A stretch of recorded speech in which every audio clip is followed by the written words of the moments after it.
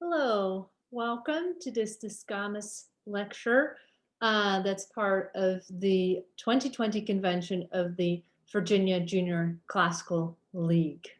And I'm going to share my screen so that you can see the slides that I would like you to see. So please just bear with me for one moment.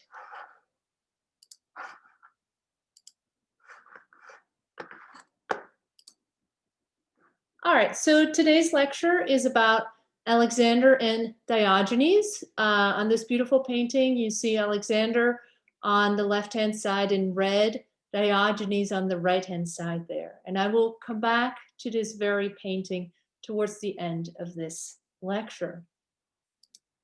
Now, first, I'll introduce myself for a moment. My name is Inger Kuin, and I am a professor in the classics department at the University of Virginia. And if you ever want to know anything about studying classics at the University of Virginia, I very much encourage you just to send me an email at this email address, and I'm happy to answer any questions that you might have. Now, about today's lecture. I've titled it Diogenes the Cynic versus Alexander the Great, speaking truth to power in the 4th century before the Common Era. And in this lecture, I'm going to answer 4 questions for you. The first question, who was Diogenes the Cynic? Second question, who was Alexander the Great? I think many of you probably already have some idea, but it never hurts to refresh what you know. The third question, did they actually meet? And then the fourth question, why does that matter? All right, let us turn to our first question. Who was Diogenes the Cynic? Here you see him at a rather in an interesting statue, which I'm sure you can tell is not from the 4th century before Common Era. And I will also come back to this statue at the end of the lecture and tell you a little bit more about it. For now, let me tell you that Diogenes the Cynic was probably born in the year 413 before Common Era. I'm going to say probably and likely a lot in this lecture. And the reason for that is that Diogenes' lifetime is a long time ago, and the information that we have about him doesn't always sort of cohere. Sometimes it's contradictory, and we have to treat it with some caution. So you'll see that probably more times, which is frustrating. At the same time, it's kind of exciting that we really know anything at all. So he was from a town called Sinope, and on the next slide, I will show you where that is roughly. That's something I definitely don't expect you to know. And he was the son of a banker. Now, the reason that that is relevant is that at a certain point in his life, Diogenes was exiled from his hometown, Sinope, and that appears to have been connected to his father's job. Because as a banker, as a money lender and exchanger, he was also in charge of making the coins for the city of Sinope. And several sources suggest that he did something wrong in this regard. That is Diogenes' father, or that Diogenes himself did something wrong in this regard, that they either destroyed coins or made counterfeit coins or changed what the coinage looks like. There are contradictory versions, but repeatedly Diogenes' departure from Sinope is connected to this problem with the coins. Now, when he leaves Sinope, he goes to Athens, and he gets there around the year 370 before the Common Era. And Athens at this time is rather a bustling place. Diogenes gets to hang out with the likes of Plato there, who is, of course, this very famous Greek philosopher who was Socrates' student in turn. So after a while, spending some time in Athens, Diogenes ends up in Corinth. I will also show you that on a map in a second, and we'll find out why this is so relevant very shortly. He arrives there probably, there it is again, sometime between 350 and 325 before the Common Era. There, he meets Alexander the Great, most likely, okay? Let's hold off on our judgment of whether or not that happened for a moment. He, in Athens and far beyond, becomes known as the dog. They call him Diogenes the dog. Now, initially, that's not meant to be a nice thing, but Diogenes sort of takes it on as a badge of honor. Now, the reason that he comes to be called the dog is that he behaves in certain ways like an animal. He lives on the street in a large earthenware wine jar that in Greek we call a pithos. And whomever he meets, he is very provocative, and he sort of bites people like a dog with his words. And the Greek word for dog is Kuin, and sort of inflected, the genitive is then kunos. And that is where we get the word for cynic ultimately. Okay, so Diogenes gets his nickname being the dog, okay, because he is so doggish.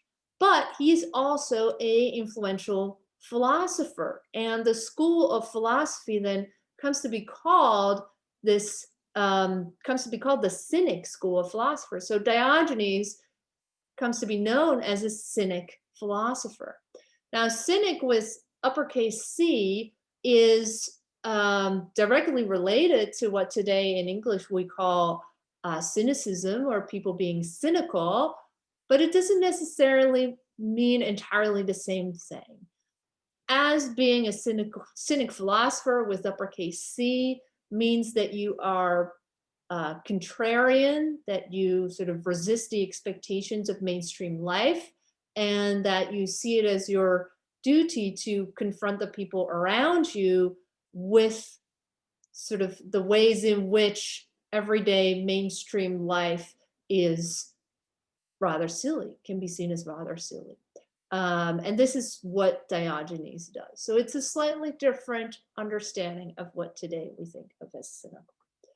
Now, none of what Diogenes wrote has been preserved, and we're not even sure if he wrote anything. The sources about this are very contradictory. So when we talk about Diogenes, we always talk about reports about him, words that have been attributed to him.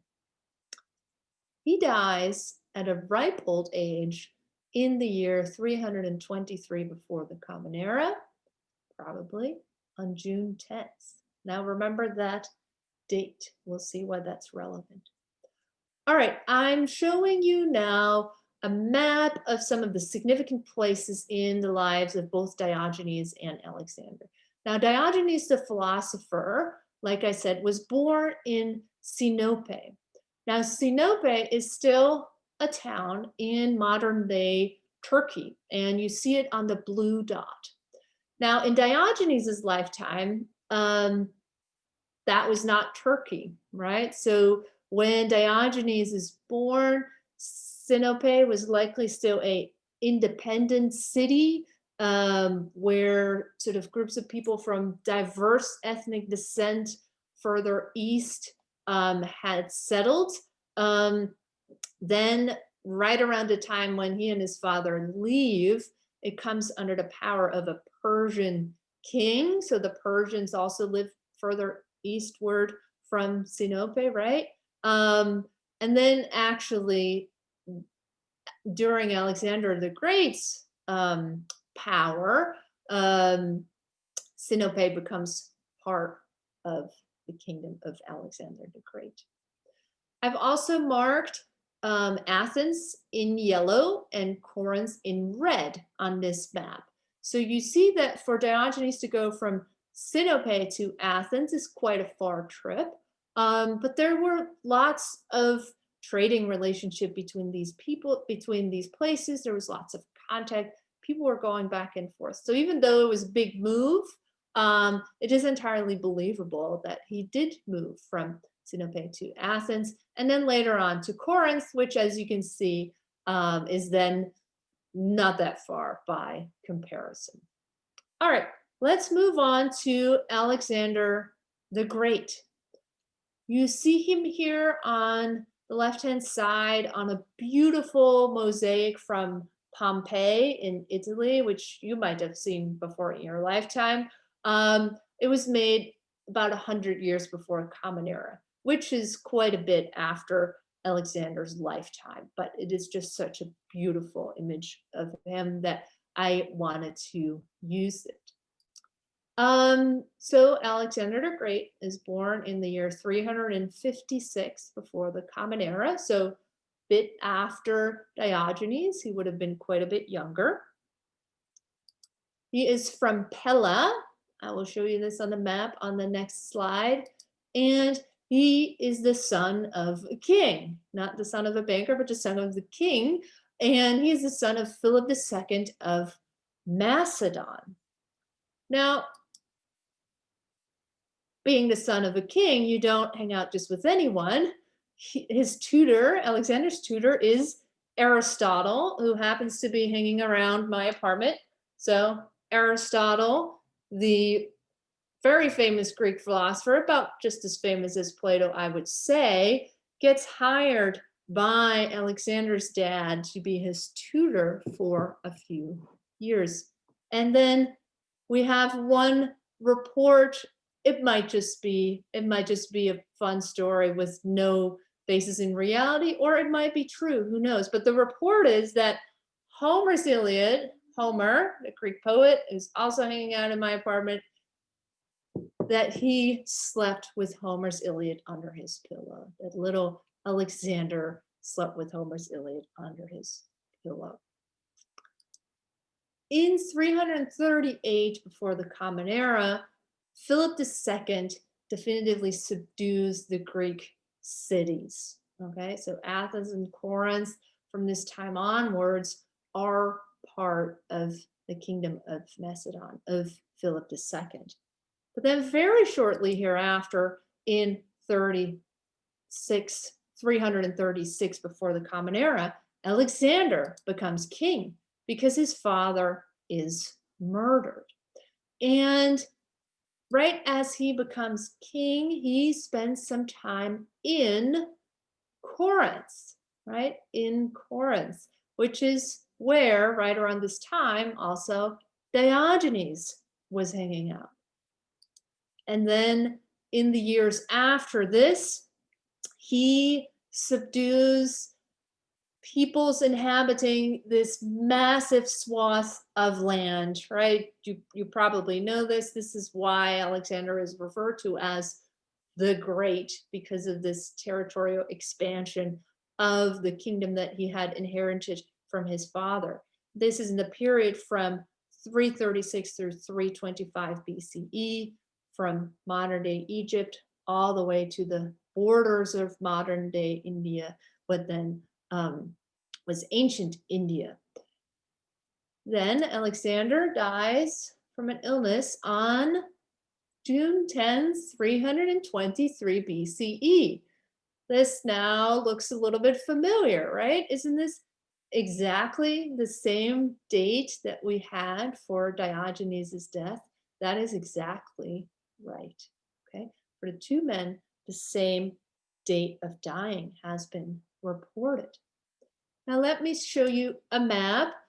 The green dot is Pella, which is where Alexander was born. Now you see that on a modern map, that is actually already part of Greece, right? But at the time, Pella was a separate kingdom, was the kingdom of Macedon. And before Philip's expansion southwards, the cities of Athens and Corinth were independent city-states who fought amongst each other, but they were self-governing political units as cities. And it is then with Alexander's father that they are subdued by the Macedonians. And then once Alexander himself becomes king, he expands this kingdom even further.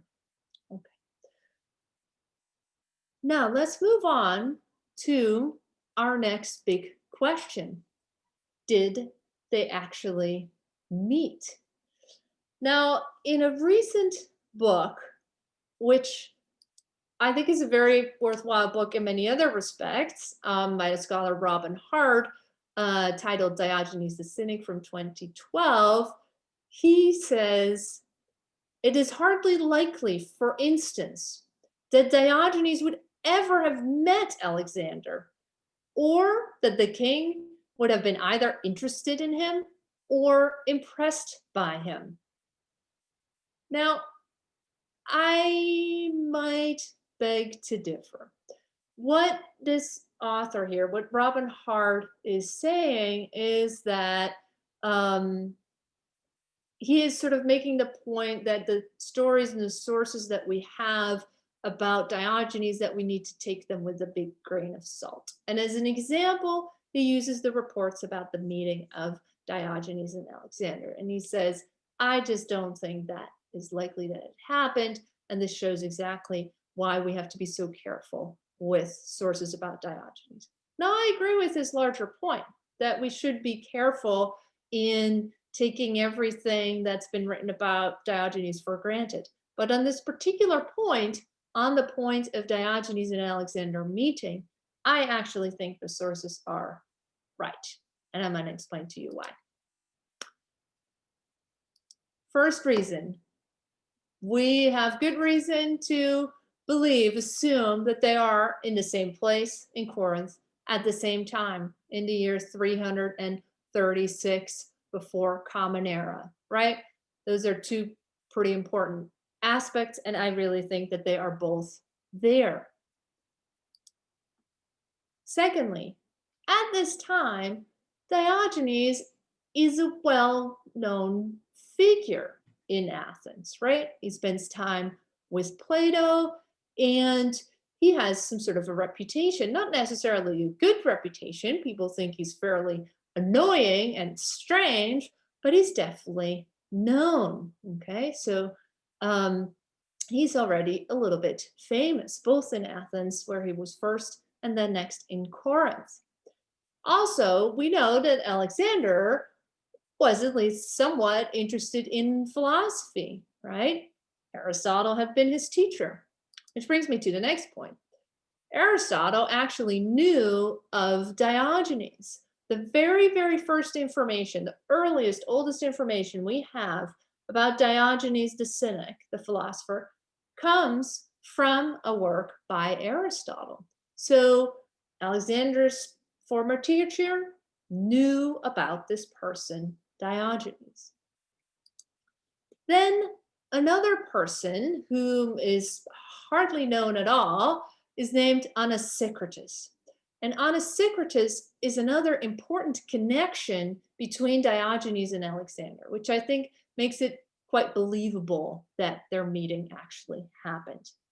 Now, this person, Anaxagoras, we know, was a follower of Diogenes. He was interested in Diogenes's philosophical ideas. But not only that, he's also a helmsman for Alexander the Great. He is part of Alexander the Great's army, and he accompanies him on his expeditions all the way to India, which happened after this, right? Which happened after the year 336 BCE. Now, the third important thing about Anaxagoras is that he wrote a biography of Alexander. Now, sadly, that work itself has not been preserved, but other ancient Greek historians, other ancient Greek and Roman historians, cite this work by Anaxagoras all the time, right? So the very same authors that tell us something about this meeting of Diogenes and Alexander, um, they also cite Anaxagoras on that expedition to India, for instance, right? So I think it is quite likely that Anaxagoras, in his now lost biography of Alexander, wrote something about the meeting between Alexander and Diogenes, and that is ultimately how we know about it, right? That shortly after the lifetime of both Alexander and Diogenes, people were reading this book by Anaxagoras, and that's how they know of the two of them meeting, and that's how ultimately we know about it. Now, if you remember, I also just said that the two men, Diogenes and Alexander, not only did they meet, but also did they die on the same day. Now, on the one hand, that seems to be too good to be true. Just as the story of the two of them meeting seems kind of too good to be true, too exciting. But one sort of parallel that I found very interesting to think about is the fact that Thomas Jefferson and John Adams, of course, died on the very same day. Not only that, they die on July 4th in 1826, which also seems like it's wildly too coincidental, and yet it happened. Which is why I think it might just be possible that Diogenes and Alexander died on the same day. And more importantly, I think it is extremely likely that they actually met in Corinth in 336 before the Common Era. Which brings me to our fourth and final question. Why does this matter? Now, I think the first reason why it matters that Diogenes and Alexander met is because of what Diogenes said to Alexander. And I'm going to show you this in a moment. Secondly, the other reason is how these words have been passed down, how they have been interpreted all the way from 336 before the Common Era up until today. The fact that this story has been remembered as a significant moment, I think shows that this meeting mattered quite a bit. Now, our first report on this meeting comes from Cicero, who is alive and writing in the 1st century before Common Era, and whom you've probably come across in your school work at some point.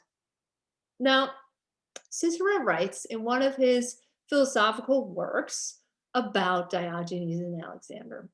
And I'm going to read out the English quotation. If you like, you can look at the Latin just to see if you can pick out anything, and that's why I put it there for you. But I'll focus on the English for today. But Diogenes, as a Cynic, was really more free.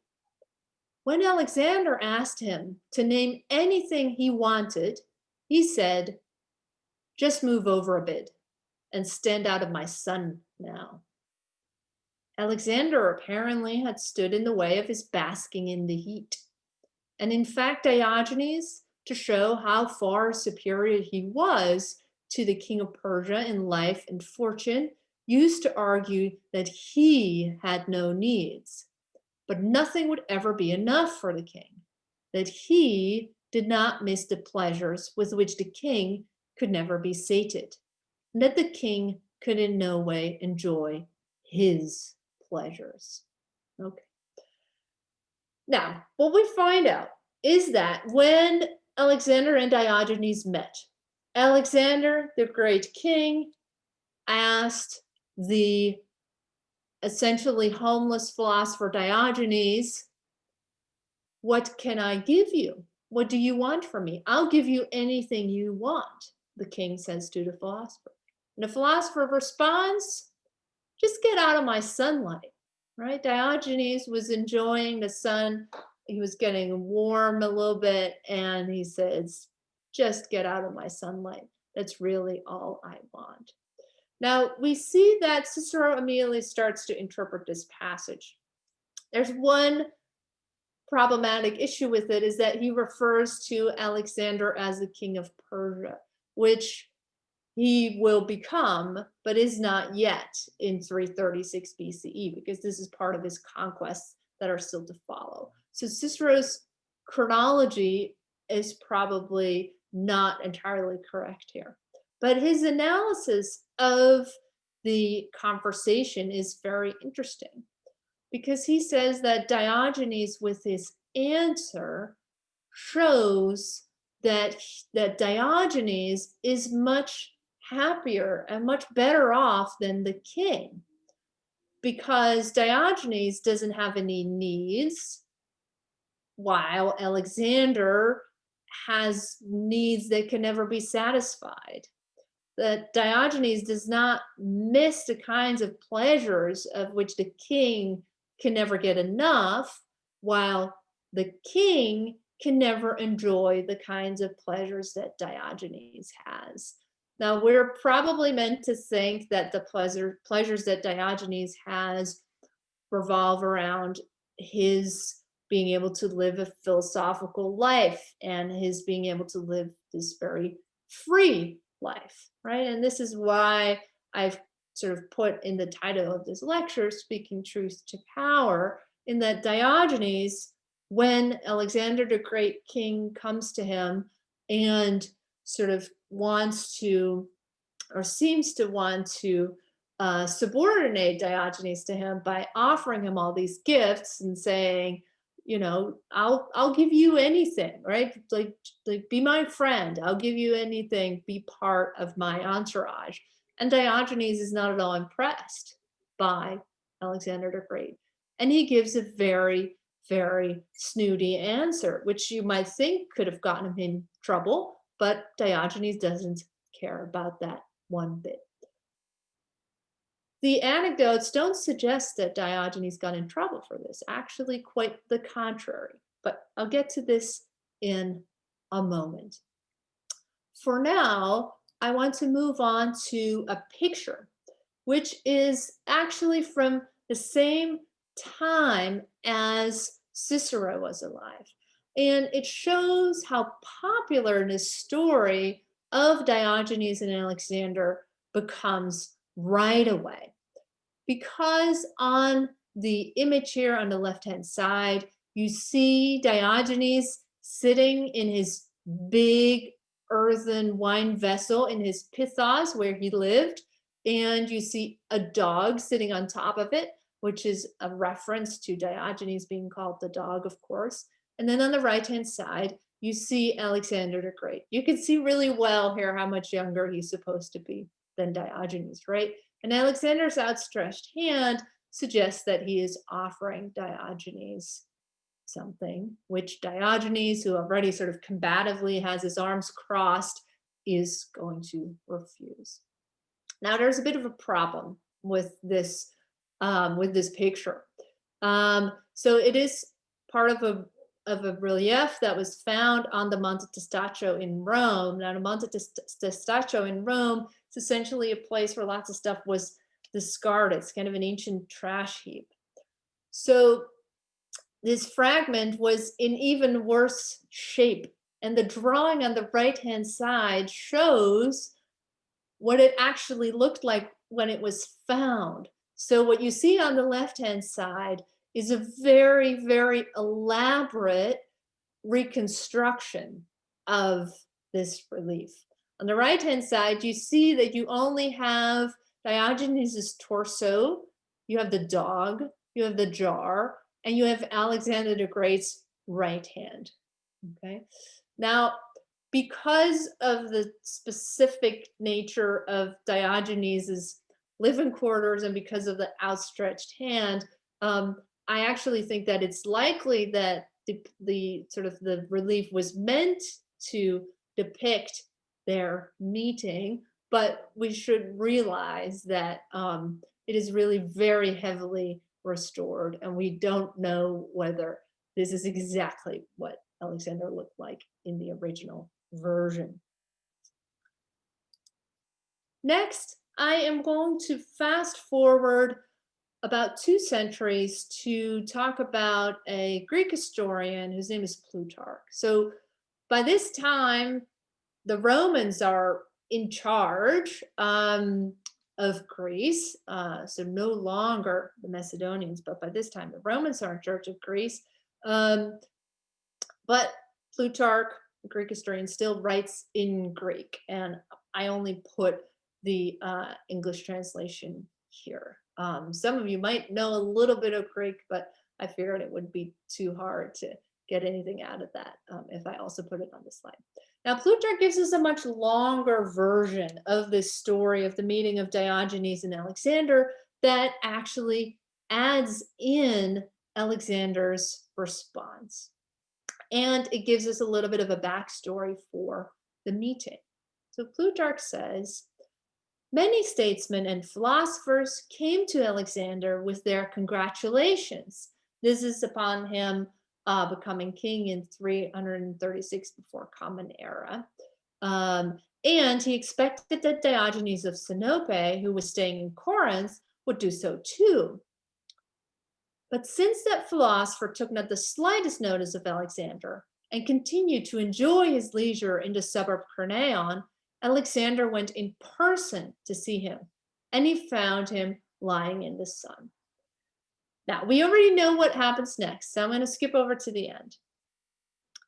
It is said that Alexander was so struck by this, by Diogenes' answer, and admired so much the contempt and grandeur of the man who had nothing but scorn for him, that he said to his followers, who were laughing and jesting about the philosopher as they went away, actually, if I were not Alexander, I would be Diogenes.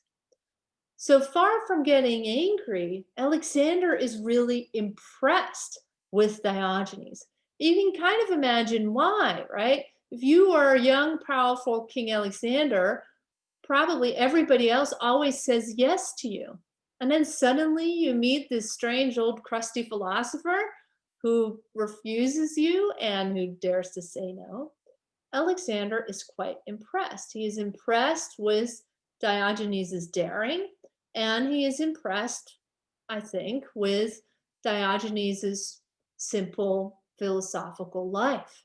And then by saying, if I were not Alexander, I would be Diogenes, Alexander seems to suggest that if he didn't have to be this great king, he would actually quite like to be a strong-headed philosopher like Diogenes.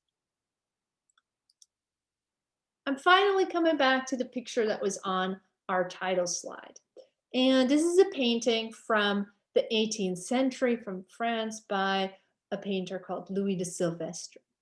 And you see on the left-hand side, Alexander in his beautiful flowing garments, and he is in a big entourage of people. Whereas on the right-hand side, you see Diogenes in his jar all by himself.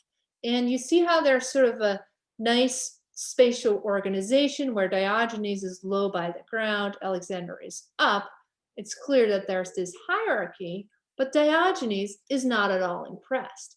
Diogenes is reading. He also has a little bowl that he's drinking from. He has his very simple bag, his knapsack. And then there appear to be some geometry instruments on the ground, which sort of suggest his interest in philosophy and what he was working on. What's also very interesting is that Diogenes is depicted all the way in this forestry area, right? He is in nature. And Diogenes very much espoused a return to living in accordance with nature. Whereas Alexander is in this urban setting, right? There's buildings behind him, there's all these people, and he is surrounded. So you see, even in this painting that was made in the 18th century, that there's this interest in what Diogenes and Alexander stand for. It's a meeting of two different worlds, two different ways of thinking, And Diogenes stuck to his own ideas and to his own choice rather than becoming friends with Alexander and sort of traveling around with him as his private teacher or something like that, which might very well have been what Alexander had in mind. So in the 18th century in France, people are still thinking about this meeting of Alexander and Diogenes. Now, finally, and this will be my last slide, I come back to the statue of Diogenes in his hometown, which today is in Turkey, in Sinope. And the statue was set up there in 2006. So relatively recently that the city decided that they wanted to honor their most famous son. The artist of the statue is named Turan Bash, and there's some interesting things about it. First of all, this is really more of a barrel than a jar. And this is a slight misinterpretation of the Greek descriptions of sort of Diogenes' makeshift house. And you also see it in a lot of earlier paintings already, that it looks like he has a barrel rather than a jar. Another interesting thing is that he is holding a lantern that looks way too modern. And again, here, this statue is borrowing from all of these European paintings that came in between and that showed Diogenes holding a lantern like this. But in fact, a sort of a lamp would have looked rather differently. And I think it would have been more like a little oil lamp, also made out of earthenware, out of clay. Now, the lantern is a reference to one of the things that Diogenes' family said, namely that he was searching for a human being in broad daylight with a lantern. And the suggestion is then that even when it's light out, you need a lantern to find a real, true, good human being because there's so few of them, which is then testimony to how critical Diogenes was of his contemporaries. Again, he has a dog, which is a reference to his nickname that would then sort of go on to mean Cynic, Cynic philosopher, Cynic school.